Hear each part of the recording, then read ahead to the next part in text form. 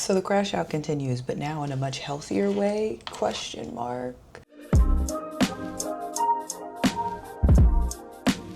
Good morning, friends. It has been way too long, and it is Monday, July 13th at 9 o'clock in the morning. Your girl, oh my gosh, what has happened to me in the last 6 months? I had come to the realization that I was not okay, and I needed to get into therapy. So that's actually what I've done.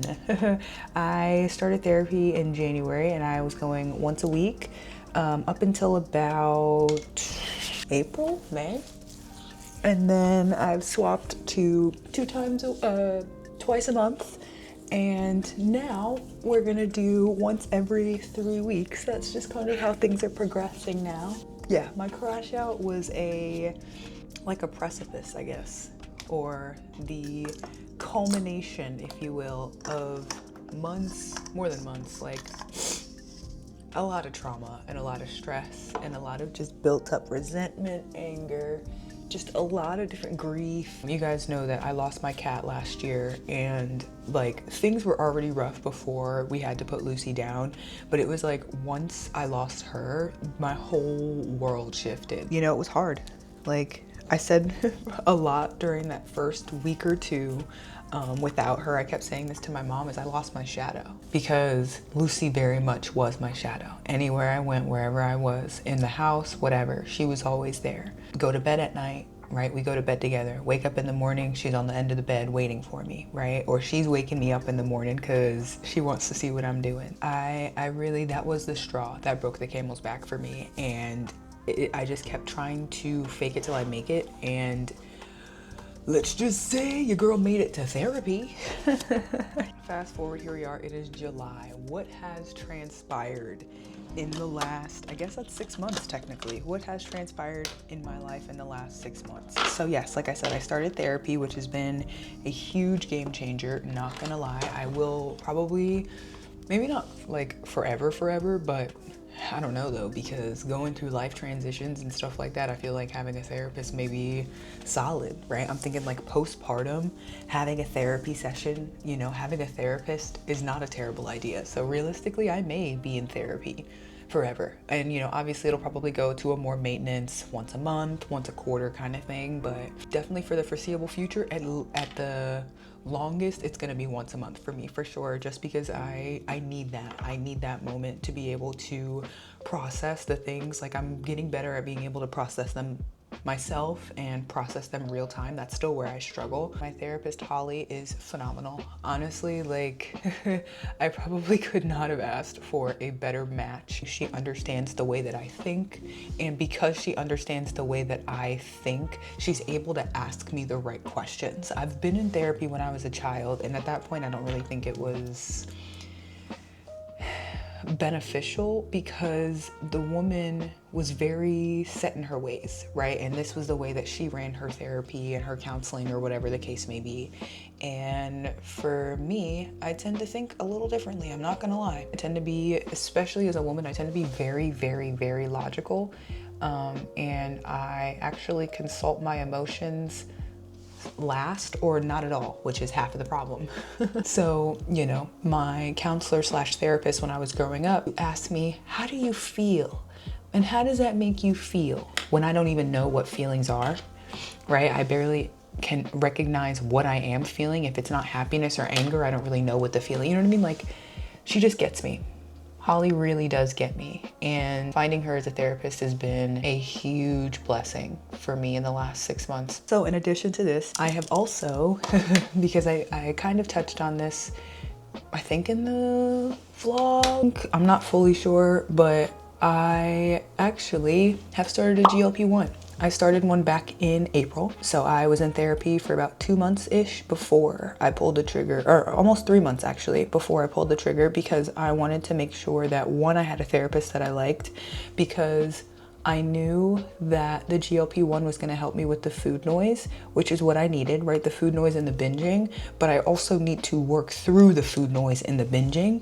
I just needed it to not be there so that I can actually like function like a human being again. And that has been amazing. That has been a night and day difference for me as somebody that has incredibly intense food noise in addition to struggling with binge eating, especially because I also have a very, very, very large appetite. Like I'm not a small person at all. I'm 5'11", I'm a big girl.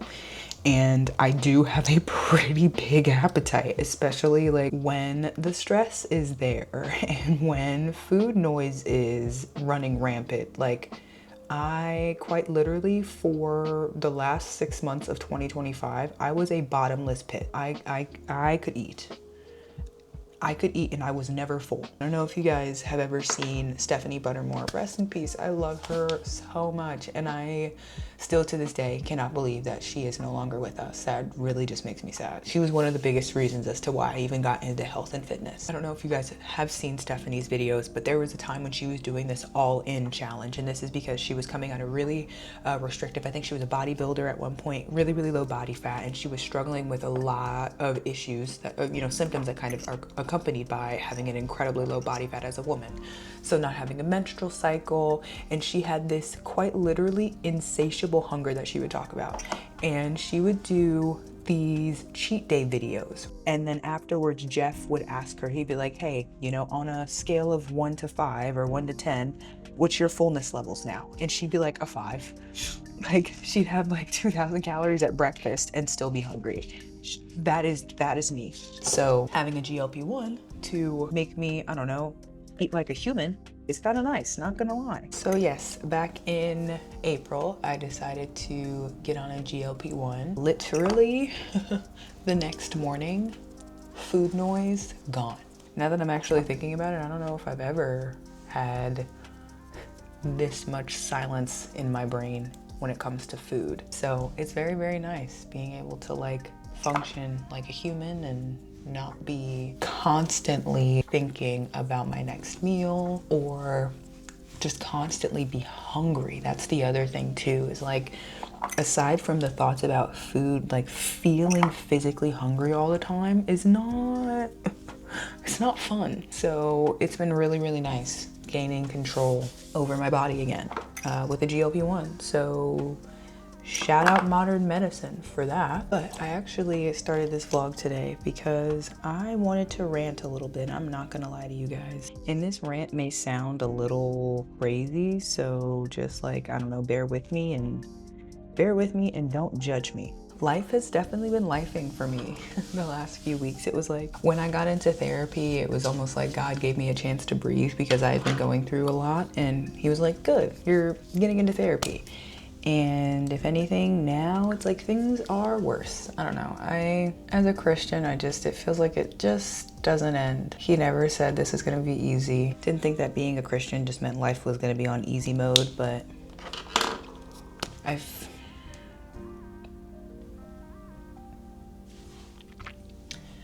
I knew things were not gonna be on easy mode, but it feels like I am on impossible mode. Like I am on the mode that you need all of the extra help for, and honestly, the game, it's gonna sound so bad. It really feels like the game is designed for me to lose. That's just kind of how things are feeling now. It's like the game was designed for me to lose. Like I did never have a chance to win. I feel like God brought me to this job, right? He put me in this profession. He had me launch this coaching business. During the process of owning my own business, I haven't even, you guys wanna know something crazy? I've officially been in business for 2 years as of last Wednesday, and I still have not celebrated launching my business. Why did I not have the time to? Business does not end up booming the way that we want it to. I'm very aware of the economy that we're in, so don't get it twisted. Coaching is a luxury, but unfortunately it's been a lot of people that don't necessarily see the value in budgeting to fit the luxury. Yeah, it's hard being a business owner. And I'm gonna rant a little bit. I think it's hard being a Black business owner as well, especially when you're trying to be representation for the community and it seems like the community does not really support you very well. I don't know how many instances I've had of people that have received coaching. They've received programming and everything. They've received guidance and support from me and have gone back and disputed the payments for coaching. All of them. Every last one of them. They were with me for several months and went back and disputed all of the payments after they ended. Our community needs to be better. We really do need to be better, at least to each other. Like if we can't be, first off, we should be better to everybody, but if we can't be better to everybody, we at least need to be better to each other. That was really the biggest reason as to why I got into this, was I wanted to be a representation specifically for the Black community, especially for Black women, to say we can be healthy, we can take care of ourselves, we can be super moms and super wives and super CEOs and still take care of ourselves. And in that desire to be inspiration, I've been taken advantage of, if I'm gonna be honest, and it hurts my feelings. I don't really know where I'm gonna go from here, to be honest. I feel like I'm back where I was when I got laid off in 2022, and it sucks, bro. So that's why I said I'm crashing out, but because I'm in therapy, I'm not like crashing out to the point where like I am just unwell, but I'm not doing great. I don't know how to describe it. Like, okay, I've gathered my thoughts. I think what I'm trying to say is we're entering a new chapter in my life again. And I don't really know what this one's gonna look like. I don't really know where God is taking me. I'm not gonna lie.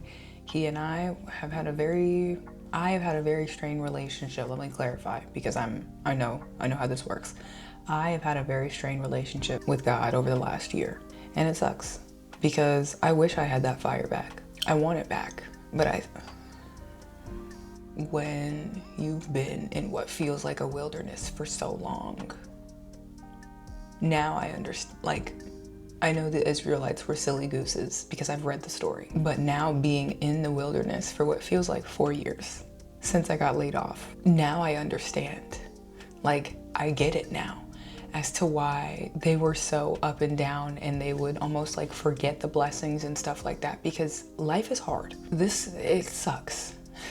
It's amazing in the moment to bask in the blessing, but then when the blessing is immediately followed by something that is so devastating, it's hard to hold on to the good times. So I can understand how they were stuck for so long in the wilderness. I can understand.